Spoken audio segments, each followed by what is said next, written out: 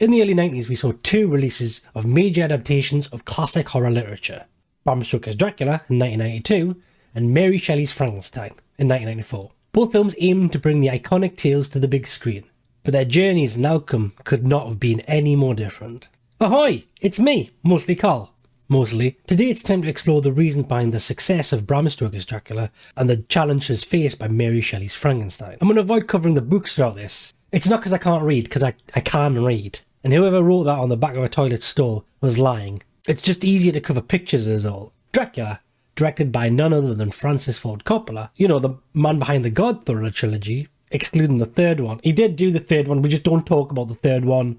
The third one doesn't exist. We can all say that Bram Stoker's Dracula had a visionary leader at its helm. Again, as long as we ignore Godfather 3. The Bram Stoker's Dracula story is all about the OG vampire, Count Dracula, which according to him means dragon. Is the dragon.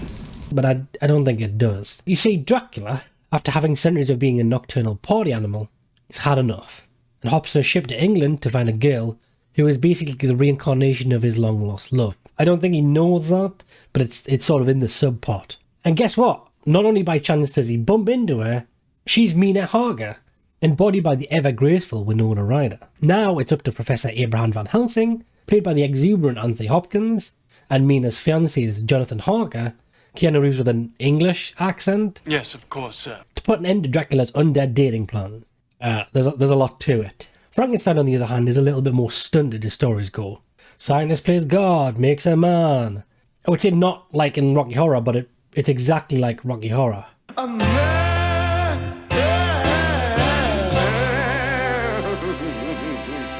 The man-made man kicks off, knocks out his creator slash father, and escapes. There he tries to gain his humanity, showing the creator Victor that he is in fact the monster, before coming around again and everybody's a monster and a bit of a dickhead. The end of the story has more soul but less sexy stuff going on, and you can feel it in the film's production. Mary Shelley's Frankenstein entered the scene in 1994, directed by Kenneth Branagh, a name more associated with Shakespeare's works than horror. Branagh is moreover known for his acting chops and not his directing chops, being his best known directing role was probably of Thor, you know, the forgettable Avenger, or the Thor-gettable Avenger. I hate myself for that joke. His bland, straight-to-TV directing style mixed with the fact he's chosen to cast himself as one of the major titular roles. I guess it's the title role of Dr. Victor Frankenstein. I always have this argument with people, okay? This is the thing. They're both called Frankenstein. When I say Frankenstein, they go, no, the monster's not called, the monster's called the monster, not the doctor's called Frankenstein. When I say Frankenstein, I mean both of them, okay? Because the whole plot is that he's his father. He says father in like the first 10, that's the first word, like a baby. It's his first word he says. Well, I don't think, babies don't say father, they say like dad, daddy, kind of shit like that. Don't cut the word daddy out of this, please. Also casting the easily parodied and never copied De Niro. I nearly did the De Niro face. Everybody knows somebody with a mid De Niro impression. I can do the face. You talking to me? A lot of taste in what's already in your mouth. You talking to me? This is by no means a bad choice. It's just a weird one. And when it comes to filling the monster boots, he didn't do such a bad job. He plays the monster. I don't know if I said that 2 seconds ago. De Niro plays the monster in this, or, you know, baby Frankenstein, placing this less than monstrous man in the role of the monster. Also, Helena Bonham Carter was there. I'm just going to call her Hella Carter, because I can't, the Abona bit, or just, it becomes abominable in my mouth. I just don't know why it does that, it just always has. Where Francis Ford Coppola's reputation as a director added tremendous appeal to Dracula, Brannon's neither helped or hindered, and more left it wallowing in the muddy waters of just another film. Dracula's movies visually were nothing short of stunning, with elaborate costumes and meticulous design sets, transforming the audience into a Victorian era. Frankenstein felt a little bit more like a TV drama. Its melancholy story was backed with melancholy fashion costumes.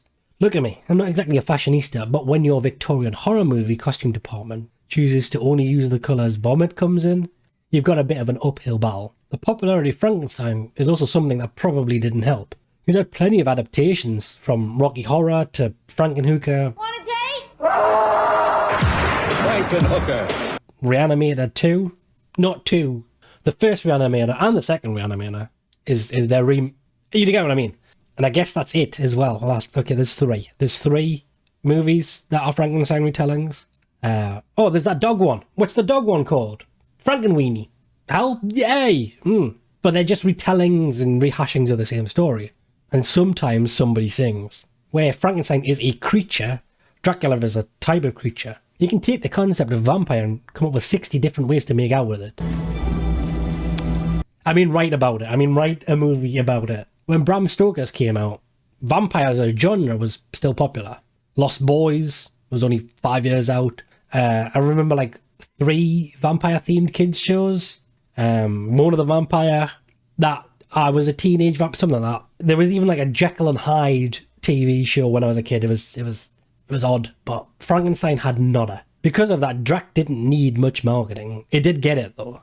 Huge campaigns, monsters are back, etc., etc. I accidentally did the Dracula voice. Monsters are back, etc., etc. Frankie Boy got a slither of that. What are you even going to market? Most of the film is about Victor, and he isn't making out with anyone except maybe Hannibal Carter. But I'll come that again because it's a bit weird. Frankenstein has no romance. The guy in it makes out with his sister and then asks him to marry him. I'm leaving stuff out on purpose because it's funnier that way, okay? Even then, he just sends out raunchy letters. Oh, you've got lovely tits, and even if your hair's a mess, it's kinda nice. I'm paraphrasing, but it's weirdly not that far off. On the other hand, Dracula thrives off its romance, making out with her, maybe him, I don't know. It balances this romance with really well-paced and sometimes subtle horror sections. Shadows that seem to have a little bit of a life of their own.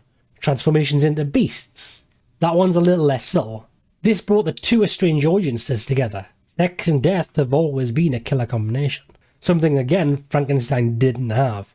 And another film full of sexy vampires did. Interview with a Vampire came out the same year. That flooded seats and possibly soaked them.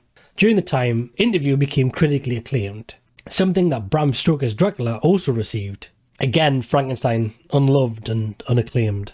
And it did look somewhat like a made-for-TV movie. Basically, everything that Bram Stoker did right, Frankenstein just always seemed to just miss the mark. If they'd released the two films opposed order, Frankenstein may have had a better chance.